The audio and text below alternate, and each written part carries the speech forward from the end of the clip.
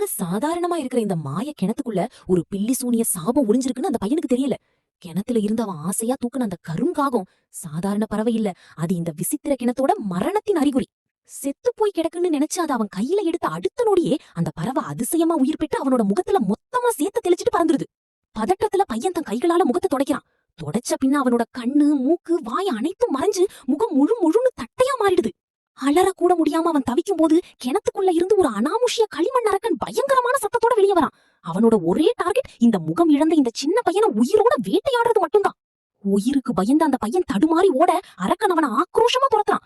சத்தம் கேட்டு ஓடி வந்த ஒரு வேடன் ஒருத்தன் தன் துப்பாக்கிய ஏந்தி அந்த பூதத்தோட தலையிலேயே சுடுறான். தலை சிதறுது. ஆனா ஆச்சரியம் என்னன்னா அதுக்கு மரணமே இல்லங்க. சிதறின களிமண் எல்லாம் உருகி அடுத்த செகண்டே மறுபடியும் ஒன்னா சேர்ந்து எழுந்து நிக்குது. கோபத்தின் உச்சத்துல அந்த அரக்கன் அந்த பையன் ஒளிஞ்சிருக்கிற வீட்டுக்குள்ளேயே புகுந்துடுறான். தம் பிள்ளைய காப்பாத்த அவங்க அம்மா மரண பயத்துல ஒரு பெரிய கத்தியை எடுத்து அந்த பூதத்தை நடுவுல ரெண்டா புழக்குறாங்க. ஆனாலும் அந்த அரக்கனை யாராலையும் தடுக்க முடியல. அது எல்லாத்தையும் மீறி பையனை நெருங்கி ஒரே வாயில அவனை முழுசா விழுங்கிடுது. பெத்தவங்க அலறி துடிச்சு ஓடி வர்றதுக்குள்ள அந்த பையனை தன் வயித்துக்குள்ளேயே வச்சுக்கிட்டு அந்த அரக்கன் மறுபடியும் அதே கிணத்துக்குள்ள குதிச்சு மாயமாய் மறைஞ்சிடுறான். பார்ப்பவர்களை நடுங்க வைக்கிற இந்த சாபத்துல இருந்து அந்த பையன் தப்பிப்பானா? பார்ட் 2 வேணுமா மக்களே? கமெண்ட் பண்ணுங்க, சப்ஸ்கிரைப் பண்ணுங்க.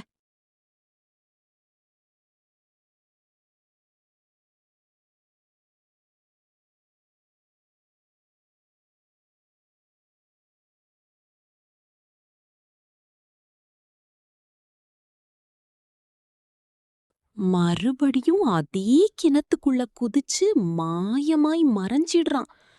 பார்ப்பவர்களை நடுங்க வைக்கிற இந்த சாபத்துல இருந்து அந்த பையன் தப்பிப்பானா? பார்ட் 2 வேணுமா மக்களே? கமெண்ட் பண்ணுங்க, சப்ஸ்கிரைப் பண்ணுங்க.